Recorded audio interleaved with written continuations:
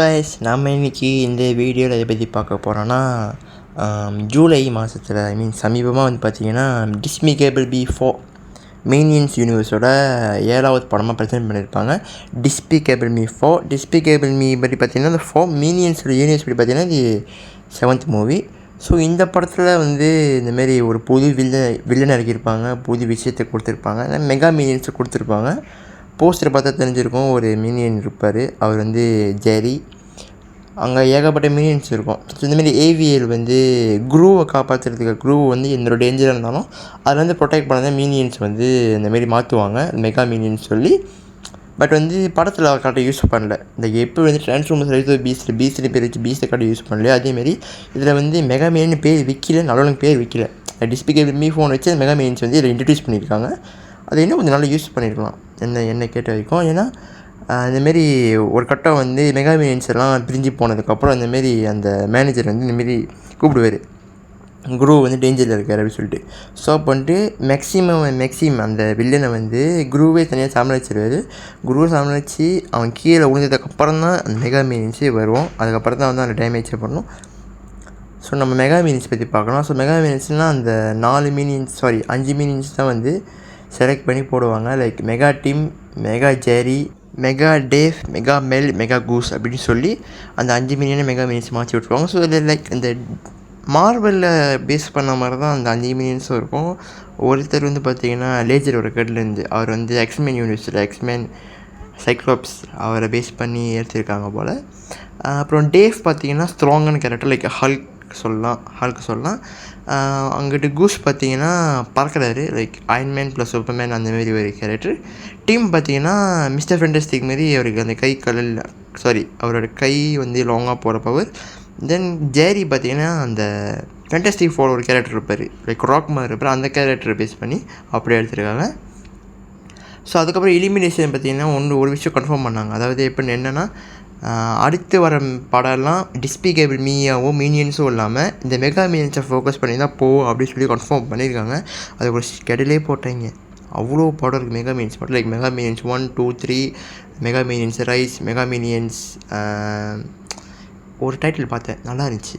அந்தமாரி நிறையா mega minions base பண்ணி படம் வரும். லைக் நீங்கள் மினியன்ஸ் எதிர்பார்க்கலாம், இந்த குரு வருவோம். பட் வந்து அதெல்லாம் மெகா மினியன்ஸாக தான் இருக்கும். லைக் எப்படி வந்து ட்ரிலோஜியை கொடுக்க போகிறாங்களா, இல்லை அது தனியாக ஒரு மெகா மினியன் யூனிவர்ஸ் உருவாக்க போகிறாங்களா சொல்லி தெரியல.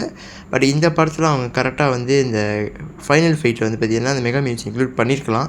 லைக் அந்த இடத்துல பார்த்திங்கன்னா ஒரு ஃபாதர் அண்ட் சன்னோட பாண்டை காமிச்சிருப்பாங்க. லைக் குரு ஜூனியரோட அந்த பாண்ட் இந்த அளவுக்கு இருக்குன்னு சொல்லி காமிச்சிருப்பாங்க.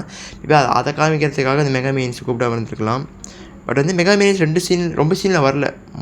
இன்ட்ரோடக்ஷன் சீனில் வருவாங்க. அதுக்கப்புறம் ஒரு கடை சிட்டியை காப்பாற்ற போகிற இடத்துல ஒரு சேட்டை பண்ணுவீங்க 5 பேரும். என்னென்னா அவங்களாம் சூப்பர் ஹீரோஸ், இப்போதைக்கு super powering super heroes. So அவங்க தான் அந்த ஊரை காப்பாற்றணும். பட் ஒரு கட்ட மெகா டீம் வந்து அவரது கை நீட்டாக போகல.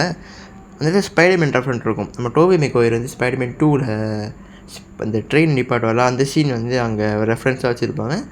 ஸ்பைடர்மேன் ட்ரெயின் நிப்பாட்டின ட்ரெயின் வந்து பின்னாடி தள்ளி விட்ருவார். லைக் பில்டிங்கில் போய் சொல்லியிருக்கும் அந்த ட்ரெயின் எல்லாம் வந்து லைக் அந்த இடத்தையே ஒன்றுமே தான் மாக்கிடுவீங்க அந்தளவுக்கு. லைக் மெகா ஜெரி போய் பாம்பு எடுத்து வாயில் போட்டுரும். லைக் அந்த பாம்பை டிஃப்யூஸ் பண்ணிடுச்சு.